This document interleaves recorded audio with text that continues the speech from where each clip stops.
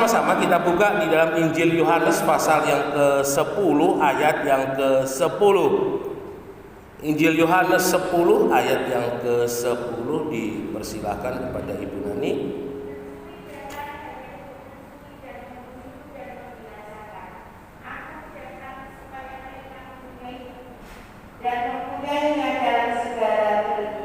Iya. Aku datang supaya mereka mempunyai hidup dan mempunyainya dalam segala kelimpahan. Saudara yang dikasihi oleh Tuhan, seperti yang sudah beberapa kali saya sampaikan, sebelum kehadiran Yesus itu ada masa kegelapan kurang lebih 700 tahun antara kitab Maleakhi sampai dengan Injil Matius. Kalau di Alkitab itu ditandai dengan satu lembar kertas kosong, ya. Jadi itu memberikan satu perumpamaan bahwa ada masa putus di mana Allah tidak mewahyukan firman-Nya secara langsung kepada umatnya. Dan masa 700 tahun itu adalah masa yang kelam bagi kehidupan daripada bangsa Israel. Karena mereka dijajah silih berganti, mulai dari Yunani, kemudian Romawi, dari kaisar yang paling kejam, ya, sampai dengan mungkin kaisar yang agak kurang kejam. Tetapi secara keseluruhan ketika Romawi menjajah Israel, mereka mempunyai kaisar-kaisar yang sangat kejam sekali.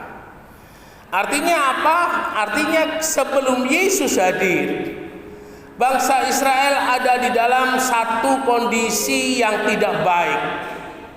Secara politik mereka juga ditekan, hak-haknya ditekan, apalagi secara ekonomi. Ya, jelasnya kalau boleh saya katakan yang namanya perampasan, yang namanya penindasan, sesuatu hal yang terus-menerus. Sehingga konon dari satu buku yang pernah saya baca, laki-laki orang Yahudi pada masa sebelum dan pada masa Yesus itu jarang sekali orang yang mempunyai umur sampai 40, ya. Sebelum 40 mereka sudah meninggal. Kita ingat ketika Yesus disalib, Yesus melayani, maka kita di sana mulai dari yang paling mendekati ada mujizat yang pertama di Injil Yohanes, sama sekali Yusuf tidak pernah ditampilkan. Artinya Yusuf jauh hari, beliau sudah meninggal lebih dahulu. Dan itu menjadi satu hal yang lazim. Laki-laki tidak umur panjang karena mereka harus kerja keras untuk boleh menghidupi keluarganya. Nah, saudara yang dikasihi oleh Tuhan, Injil Yohanes 10 ayat yang ke-10 ini mengatakan bahwa Yesus datang untuk memberikan hidup, ya, dan tidak hanya memberikan hidup, tetapi memberikan kehidupan yang ada dalam segala kelimpahan.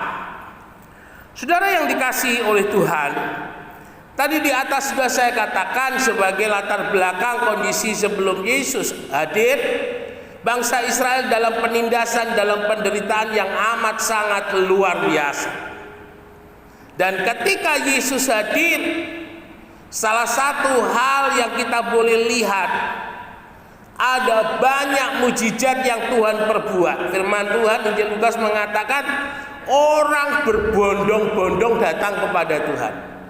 Dan kalau mau dicatat pasiennya Tuhan itu, tidak ada satu buku pun yang mampu, yang sanggup untuk menceritakan semua kesaksian 3,5 tahun yang dilakukan oleh Yesus dalam dunia. Artinya apa?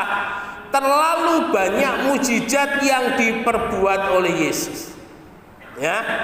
Dan kita tahu bahwa siapa yang datang kepada Yesus pada waktu itu, apapun penyakitnya, tidak peduli sakit sehari 2 hari, tidak peduli sakit puluhan tahun, tidak peduli sakit sejak keluar dari rahim ibunya, ketika datang kepada Yesus, mereka mendapatkan kesembuhan.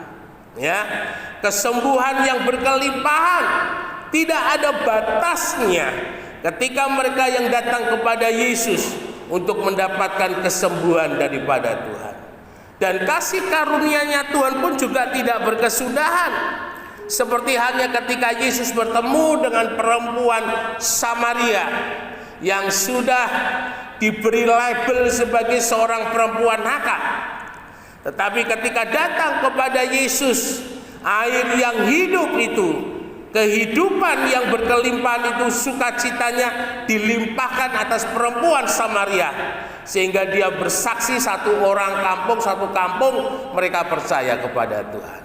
Dan yang luar biasa, ada perempuan yang lain yang namanya Maria Magdalena. Ya, ada beberapa banyak yang disebutkan mengenai Maria Magdalena ini.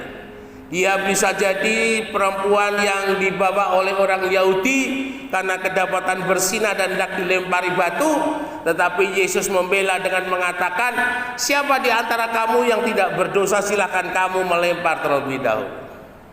Ya. Dan kemudian identitas yang lain, Maria Magdalena rambutnya dikepang-kepang. Jadi pada masa itu perempuan yang mempunyai label sebagai seorang perempuan nakal itu mempunyai ciri rambutnya dikepang-kepang. Ya.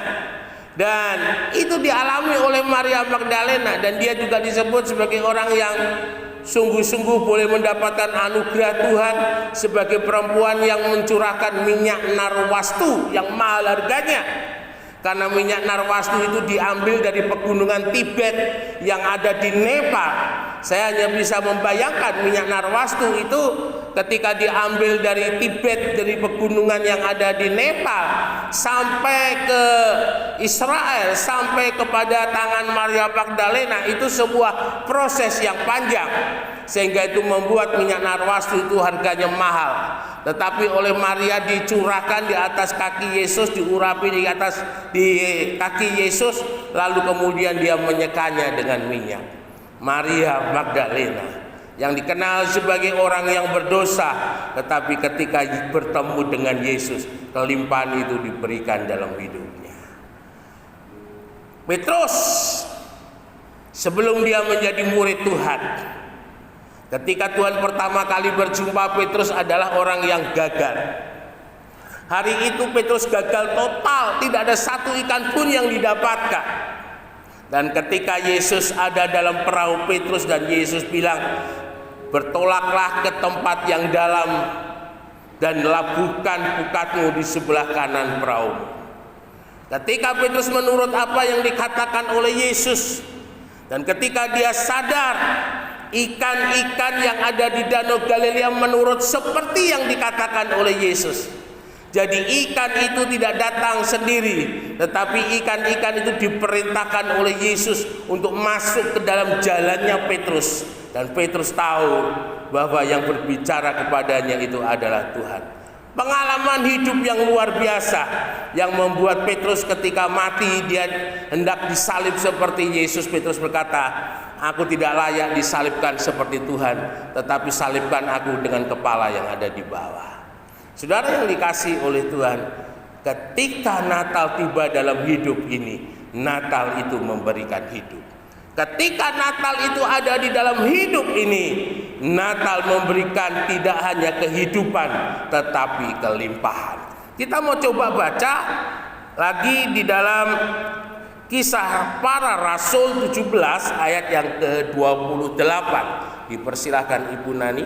Kisah Rasul 17 ayat yang ke-28.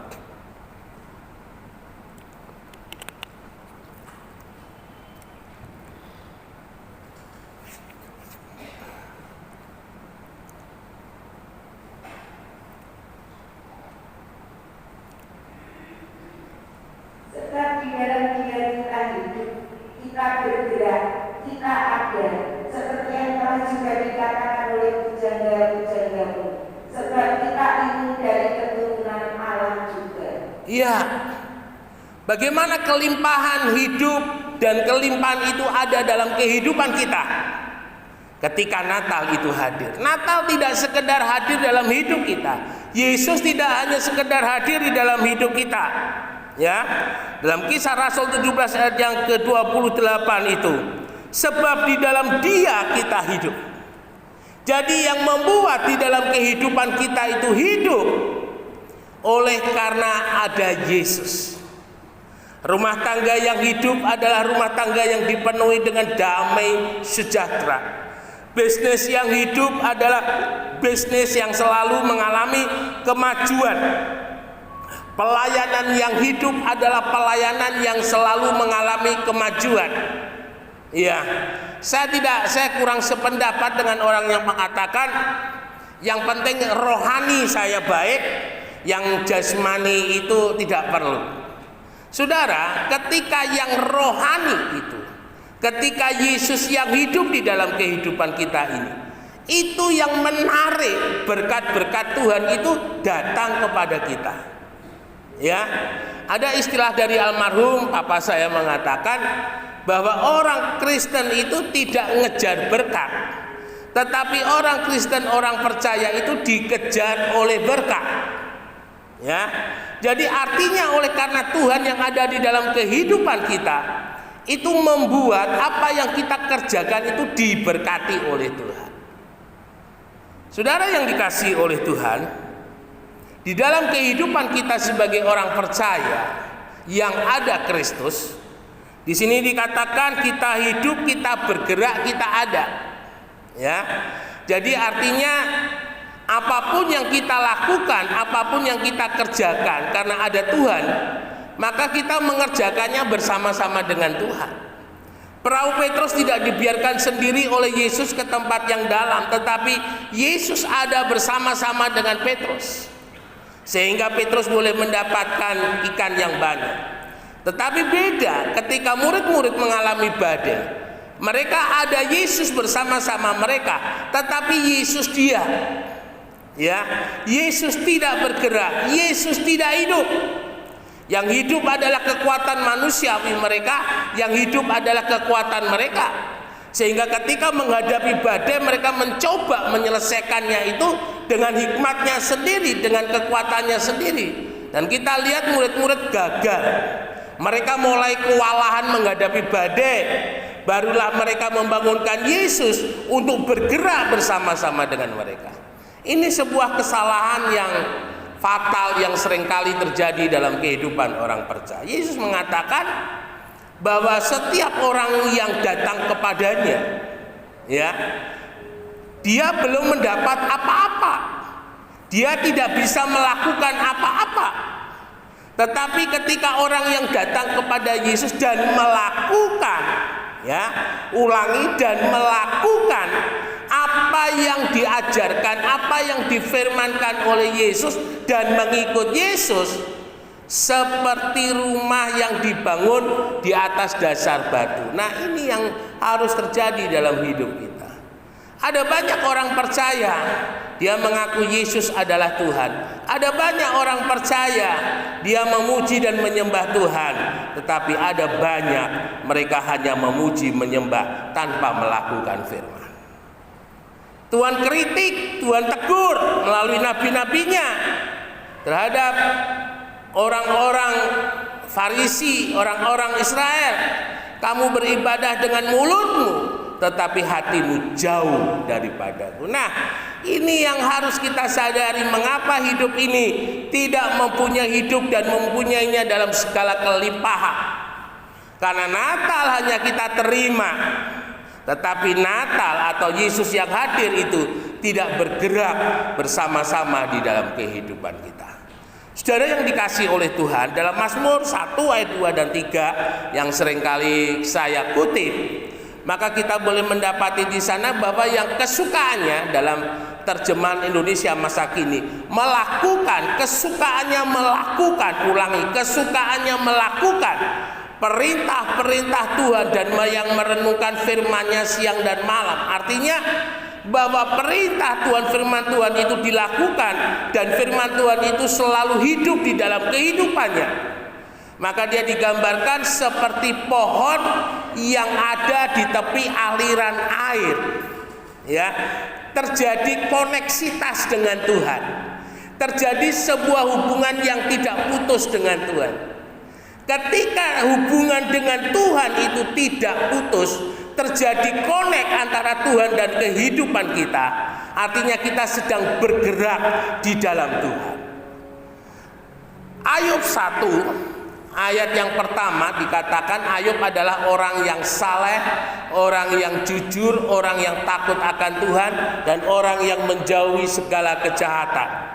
Dan dalam ayat yang ke-10 Ayub pasal 1 tadi dikatakan Tuhan melindungi Ayub dan segala yang dimiliki oleh Ayub. Dan apa saja yang diperbuat oleh Ayub diberkati, dan itu yang membuat kekayaan Ayub semakin bertambah banyak. Saudara yang dikasihi oleh Tuhan, Tuhan Yesus datang untuk memberikan hidup dan memberikannya dengan segala kelimpahan.